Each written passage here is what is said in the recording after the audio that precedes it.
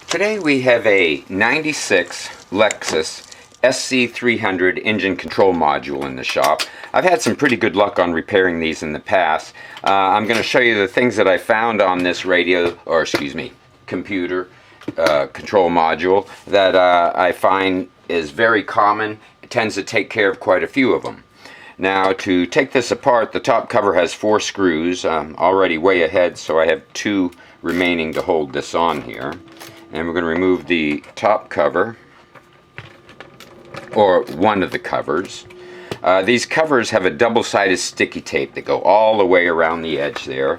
I was not the first to take this one apart. The mechanic took it apart and showed me the problems here, which I knew were available. So he started prying right here. I'm going to have to straighten this out before returning this. But this will pop off. This is the bottom cover. It's pretty much a straightforward flat cover. And we're going to set that one to the side. And we're going to come over here. Oh, this looks like it's one from the junkyard here. Probably had a problem with the original. Ordered this one from the salvage yard, and this one seems to have the same problem. So I will say this is very common for this unit. Again, this cover has a double-sided sticky tape on it. We'll see if we can get this cover to come up without prying it or damaging it like the original. Okay, get under the cover and just start it. There we go. Work our way around, release it. Now this cover is not quite the same. It does have a step in it. So they only go back on in one way to fit. Now, what we're going to do is come over here to the one side here on this board has screws that are soldered in, and on the opposite side we're going to have 6 screws that hold this board in. Like I said, I'm already a little bit ahead here, so I've got most of the screws removed, and we're going to remove all 6 of these to release this top board. Now we've released the top board, and it is on a ribbon cable, so I'm going to spin it around so you can get a look at it here. This cable can be somewhat flimsy. We don't want to pull on this, tear on this, try to tear this cable, yank it loose or anything like that. There's 4 cables here, 2 here, 2 here. But what we're looking at is this section of the circuit board over here on the top left. Now what we're looking at here on the circuit board is we're looking for the electrolytic capacitors. And there's 3 electrolytic capacitors in this unit. One sits right here, one sits right here, and the largest one sits right here. And what we're going to do about these is see if we can look real close, see if we can get this in. But if you look real close, you can see down here on this capacitor here, down to leg, the circuit board tends to be somewhat blackened and deteriorated. And if we go over to this capacitor as well, you can see the deterioration here on the circuit board. Could be getting to the chip here as well.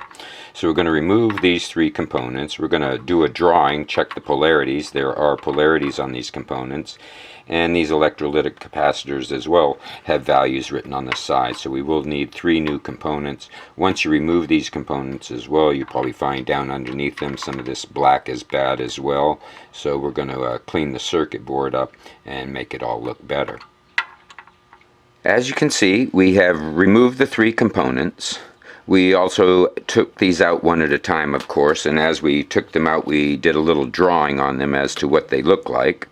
And we have 100 microfarad at 10 volts, a 100 microfarad at 10 volts, and a 220 microfarad at 16 volts. Now when replacing these caps, it's always good to keep the original value the same. You can step up in voltage. It's not good to go down in voltage. So we're going to probably step up to 100 with 16 volts here because we have that in stock. Same here. And the 220 we'll be able to replace. But now that we've replaced these components, we're going to come back with our flathead screwdriver, and you can see sort of the board conformal coating is lifting right up. And these capacitors, what they do is they act like batteries. They're similar to batteries. They do stabilize the voltage in the computers here, but they also leak acid like an old battery does. In many cases you may find open traces and so on. Okay, we got that scraped back a little bit. We're going to take a little bit of alcohol and clean the board up to see what we have here.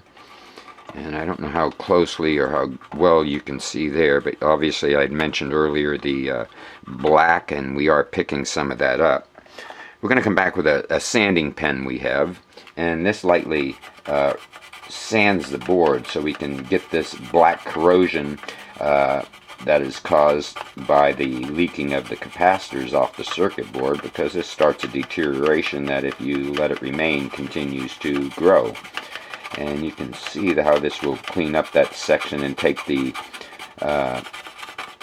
black section out of the traces. You can see circuit board traces are light green, the board itself is a dark green, but this leakage from the capacitors tends to turn these migrate along the circuit board trace, and these traces tend to be eaten by the acid.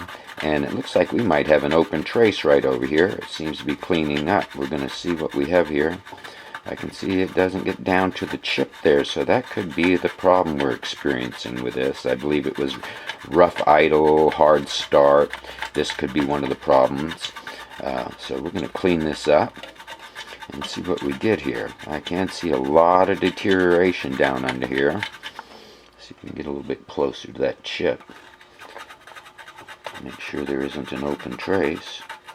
And I'm going to say, by looking at this, I can see that the trace coming from the capacitor that was setting here does not make it to the last pin here.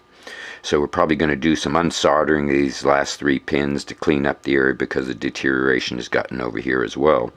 And this will allow us to put a jumper wire in along this circuit board trace to this, and correct this and straighten out this open problem.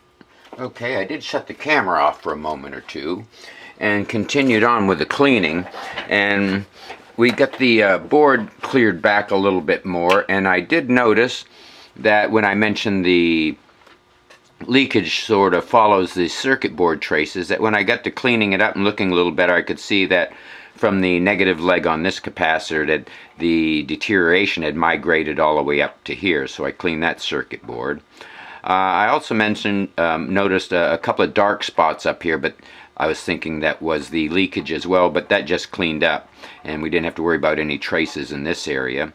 This was the trace I was worried about, was the first one here. That one cleaned up real well. I also noticed that it went further up the circuit board to the next cap, the leakage and so on. Got that cleaned up. We may have a bad connection here on this second leg. It has a connection that comes up about 1/8 of an inch, and then it goes through the circuit board, and that one looks a little deteriorated. I may put a jumper in on that one. Alright, now here we are, finally have the components all back in the same positions, same values. The board's all cleaned up. I also went through and took care of the trace coming off of the second leg here, because it went through to a ground on the opposite side of the board, and I could see some deterioration around that feed through the other side of the board. So I did put a jumper through to this second leg. Only thing left to do now is put this back together, put it in the car, give it a test, see what we have. Hope this video helps your computer and your Lexus. Please subscribe. Thumbs up if this has helped. Any questions, give us an email. Thank you for watching.